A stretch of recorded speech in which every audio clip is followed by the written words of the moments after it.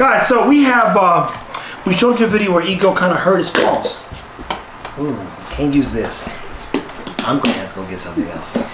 This in turn, yellow, blue, black, and orange. I'm going to show you a trick. Honey, it'll probably work. I'm going to show you a trick to assist. And now, mind you, if you don't feel equipped or confident enough to do this and you don't trust it, don't do it, people. I'm one of the people who have to put some boundaries, limits, opportunity. As it's my obligation to take care of my dog. Now, already Ego's easy-westy, slow to improvement, so his feet going out isn't the worst thing in the world. Here's the challenge. Hurt his wrist, I believe, literally doing what? A little dent in the backyard.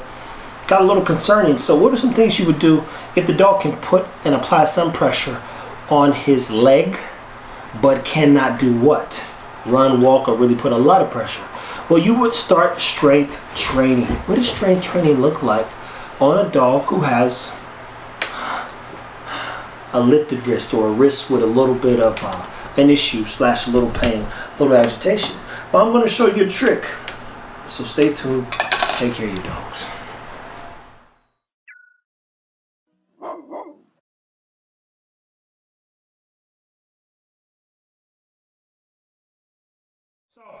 Got me a little pumpkin, little organic pumpkin. Got the Manuka honey, which helps with what? Antibacterial, all that other good stuff. It literally is a healing agent, especially if you get 5+ or +10. So let's say, again, dog's a little tight. I mean, he's got a little injury to him. I'm gonna take some of this honey first. For one, I like the cup thing because it'll force them to do a little bit more work. So you say, hey, what's that look like?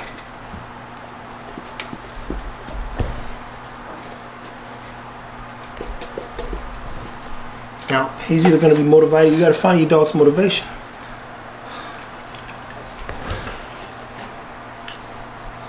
Now, mind you, I'm testing 2 different things. I thought we had some paper bowls left, but we don't. So, put this in here first.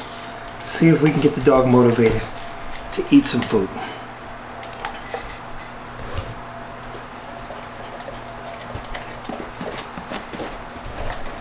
Now he's on his top toes, right? He's holding his body up on his feet. I don't see the left leg or right. What was it? The right leg? It was the left leg. Oh, his right leg, which is facing me, is not shaking, which means he's doing okay. So I'll put a little bit of this to be clear. I like the cup. I do like the cup. Cup forces him to really want to get in there. Then I'll turn around. As you guys know, we've got our Fortified and our puppy blocks. Now he's looking for it, right? Ooh, that stuff smells good. God, it always smells good. Look at how good it smells sometimes. Guys, remember when we run out of this stuff, I don't go pick more up from the manufacturer because you guys are killing it right now, purchasing it for us. So when I run out, I gotta like preserve until I can get some more. He like, well, can't you go get it whenever? No, it doesn't work that way. Every time I get me a couple little batches per se, it's because I've spent the money to acquire it. So what did I do? I gave him some Fortified, I believe. Yeah, that's where the school was at. Fortified, which is our joint supplement. And now, back here. He said, okay, goodness gracious. I bought this cheap carpet from Walmart so he can get it all dirty, to be clear. And what I have is him on his toes. Come on, work. Now, Ego's a lazy bugger, and he also just ate, to be clear. Look at his face, though. He just ate, to be clear. Here's what I'm doing, people. Let me paint a picture for you. I work for a company called Nuterra. You can go look it up. They own about 1,000 hospitals. I was a head of wellness 10+ years ago. One of the things that they did when they were doing what? I'm about to walk you through it. Orthopedic surgeries, what they would do partial knee replacements. So partial knee replacements mean they wanted to cut a small circle in your knee, small hole in the knee, replace what needed to be replaced, and then turn around and get you back to work. Well, what goes into an actual injury, especially if it's work related? Well, you got workman compensation claims and all this insurance. It gets expensive for a business. So he found a way, literally. You go get a partial knee surgery, instead of you getting back in the bed and letting what take place? Guy comes out, he sits down, and instead of scar tissue building up, what ends up happening is they put you knee in a bend situation. Why is this a good idea? Let me be very clear in saying it's not the best idea, because the knee is one of the most poorly circulated areas of the body. So instead of you doing what? Laying in the bed and getting comfortable, after about 5 to 15 minutes of you sitting after a partial knee replacement, is they put you a walk, give you a walker, and they see how many feet you could take. And every 30, 40, if not an hour, depending on your age range, I believe, they would have you get back up and walk again. What they found was they could get people out of the hospital faster because of what? Blood flow and actually knee function. Meaning, if we use, and the knee function meaning muscles, if we use the muscles, we can reduce the buildup of scar tissue in the knee, which would reduce inflammation, which would reduce scar tissue, which would do what? Allow them to walk and have less discomfort, because there is going to be some swelling. But what do you need to stop the swelling? Both cold, for one, if it is swelling, but even more importantly, you want blood flow to break up that swelling a lot of times. Dog gets a little injured, hurts himself a little bit. Paul's not doing the best. I see him still being able to apply pressure. He's out there digging into the rope. For one, give him a day of rest. I'm not telling you to rush back to it.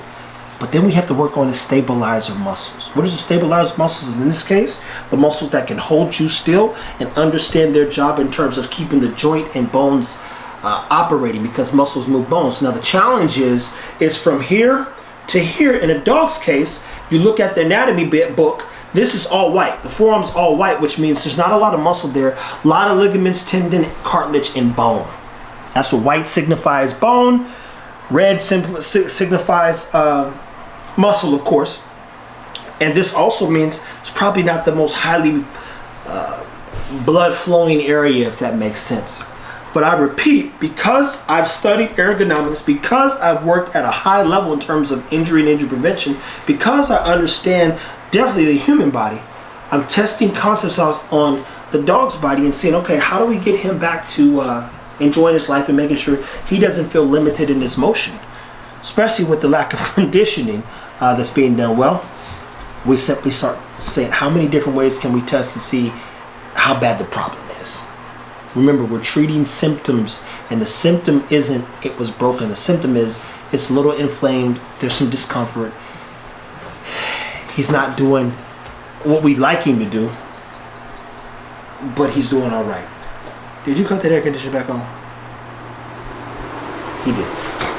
We gotta cut it off for now, man. This room, people, I tell you, this weather in Texas is killing us. And we're still alive and rocking, but still it's killing us. So at anywho, don't respond running to the vet, because I assure you, when we had to do Zara surgery, what needed to happen, the guy, he's a great veterinarian. He had to bring in an orthopedic surgeon. When Gia had to get her leg surgery done, they can do x-rays at Josie, but we had to go to an emergency doctor or orthopedic surgeon for them. So 9 out of 10 times, you're not talking to an orthopedic specialist, and there's no MRIs for dogs. Therefore, when there's an issue, I can't run and give them $600 for them to tell me to put some ice on it, here's some pills for inflammation, which is ibuprofen basically, and then keep him off of it. I already know that. So I think, how do you solve the problem? Well, you strengthen it. How do you strengthen it? Well, for one, he's down right now. He's like a mid in terms of where his muscle should be, so he lacks strength and stability. And we got to tighten that up. That being said, people, listen, take care of your dogs. Remember, slow and steady wins the race. I want to say this and be clear about this. No one outside of our program never uses ego. So even when people see him down, or they get just uncomfortable with him doing a little bit more movement and shit, most people think from an investment standpoint. You say, hey, you gotta let him, you gotta, and I believe there are people who care that are saying it too, but here's the thing. Ego doesn't make me money. He costs me money every day. He's gonna cost me money until the day he dies. And it'll always be that way.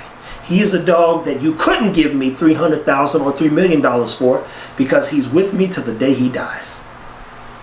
And that's in fact too. There's no, if you ever hear me say this, he's here till the day he dies. That's a fact.